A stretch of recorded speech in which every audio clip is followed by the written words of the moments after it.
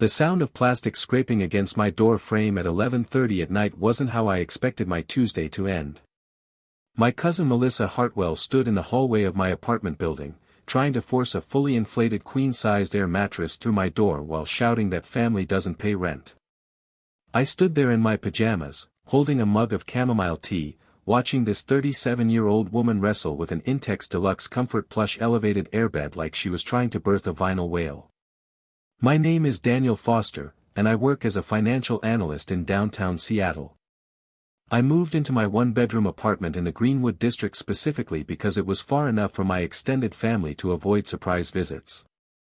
The building had secure entry, assigned parking, and most importantly, a lease with my name and only my name on it. I liked my quiet life with my rescue cat, Sherman, and my collection of first-edition mystery novels.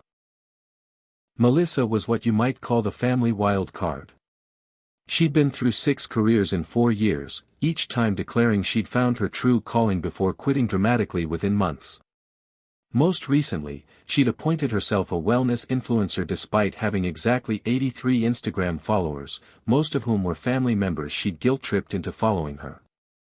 She believed the universe owed her constant validation and free accommodations wherever she went. I hadn't seen her in 2 years when she suddenly appeared at my door that night, dragging that cursed air mattress behind her like a pet she refused to leave outside.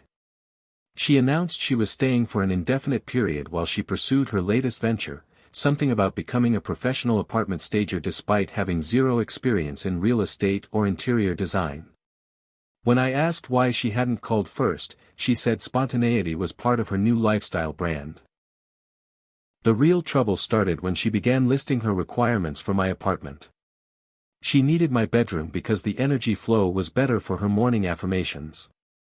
I would sleep in the living room but needed to be completely silent after 9 p.m. because she required 12 hours of beauty sleep.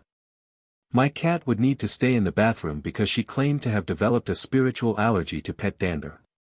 She also informed me that she'd be using my kitchen exclusively between 6 o'clock and 8 o'clock each morning and evening for her meal prep rituals. When I politely suggested she might be more comfortable at a hotel, she laughed in that condescending way that made my eye twitch. She pulled out her phone and started reading what she claimed was Washington state tenant law, insisting that once a family member establishes presence in a dwelling for more than 24 hours, they gain squatters' rights.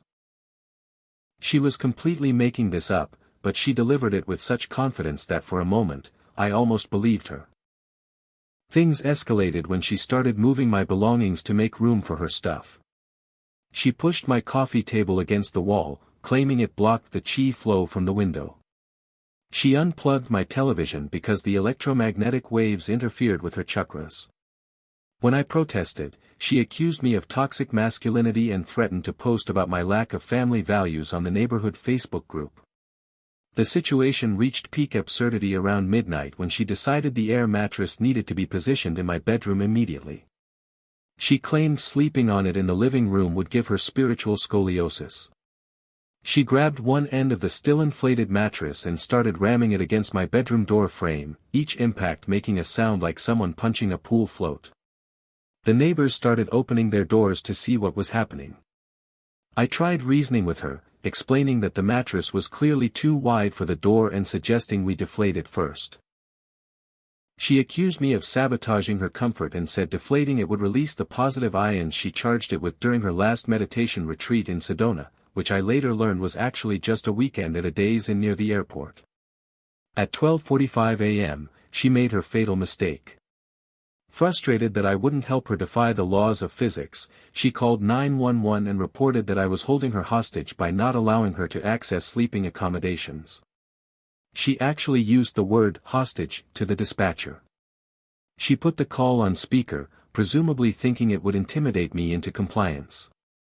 What she didn't know was that my downstairs neighbor, Patricia Chen, worked as a dispatcher for Seattle PD and recognized both the address and Melissa's voice from a previous incident where Melissa had tried to claim squatters' rights at a Starbucks bathroom. Patricia immediately flagged the call as a potential false report and dispatched officers with a heads-up about the situation. While we waited for the police, Melissa continued her assault on my doorframe with the air mattress. She'd worked up such a sweat that her supposedly waterproof mascara was running down her face in black rivers. She kept muttering about discrimination against single women and how this would make great content for her podcast that she'd been planning to start for 3 years. I decided to document everything and started recording on my phone. Melissa saw this and immediately switched into performance mode, crying dramatically about family abandonment and elderly abuse despite being 3 years younger than me. She threw herself across the air mattress in the hallway, claiming she was having a panic attack induced by my toxic hospitality. When the officers arrived, Melissa jumped up like nothing had happened and started explaining her version of events. She claimed I'd invited her to stay, then changed my mind after she'd already established residency. She showed them screenshots of text messages that were clearly photoshopped, where I supposedly begged her to come organize my apartment. The timestamp on one message was from the year 2037.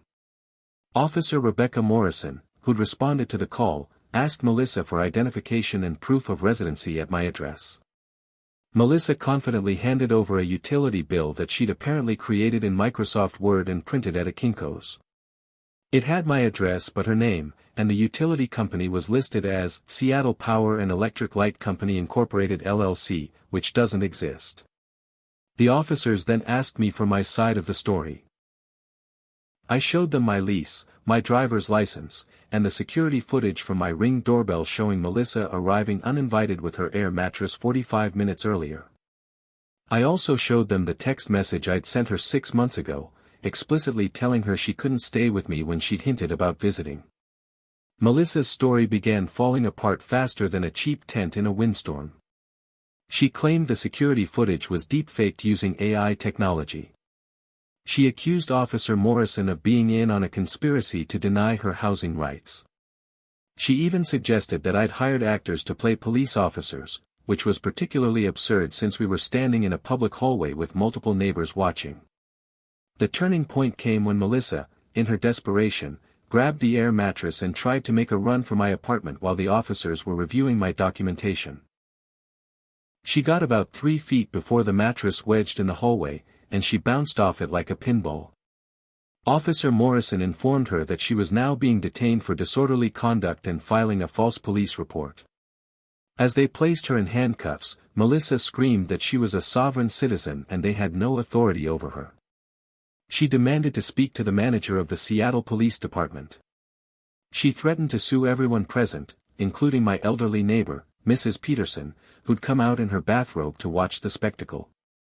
She even tried to claim diplomatic immunity because she'd once visited the Canadian embassy for a passport renewal.